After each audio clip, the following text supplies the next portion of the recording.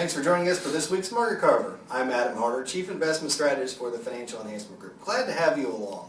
The healthcare sector has been something we've talked a lot about here recently, a lot given with the biotech sector and some of the changes taking place in that sector. A group that we've owned very heavily for several years, really starting to change. And that group keeps the spotlight on it this week. It was a Wall Street Journal article highlighting that although prescriptions are only up 20%, that's just a pure count, overall revenue of big pharma companies up 61%. Put another way, Medicare spending on drugs had been averaging, believe it or not, about 1% a year, and now all of a sudden that's surging to 8%. Capturing a lot of attention of candidates, noticing that the prices are really starting to escalate in that group. And that's not good for a campaign year. It's likely to be something that politicians can latch onto and get a lot of good press trying to argue against price increases, and should keep a lid somewhat on that healthcare sector. So another reason we want to be a little bit light on a group that we've been favoring as of late. Apple, for those of you that have been with us for a long time, know it's been something in our portfolios dating way back. Last year, something new that they launched was Apple Pay. It got off to a real quick start right off the bat, and then it grew kind of flat over the past year. Well, that got a lift last week with Starbucks announcing that by the end of next year, they will be accepting Apple Pay in all of their restaurants. So that should give them a little bit of an extra boost. Also, Apple's talking about several things that they're working on. They're working on better integration with loyalty cards, so you don't have to get out your keys and have a whole other group of cards to work on, as well as making it more convenient to order things on places like airplanes.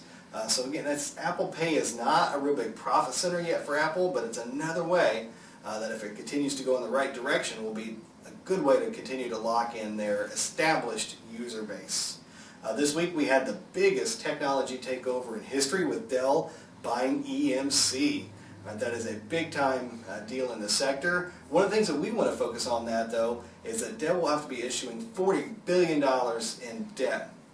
Now the biggest high yield or the biggest debt issuance in history was Verizon, over $50 billion. So that is going to be a lot for the credit markets to take on. That is also something that we've really been talking about if you've watched some of these market carvers, is concerns in the credit markets being able to take on all this new debt. So if there's a little bit of a hiccup or struggle there, finding buyers for that, it would be another warning sign. So we will certainly be watching that one. And then lastly, one of the staples or the bedrocks of things that's kept this recovery going in the economy now remarkably has been the continually falling jobless claims. Yeah, each month when the government comes out with their job numbers, talking about how many people are hired, there's games that can be played with that. It's not a real trustworthy number.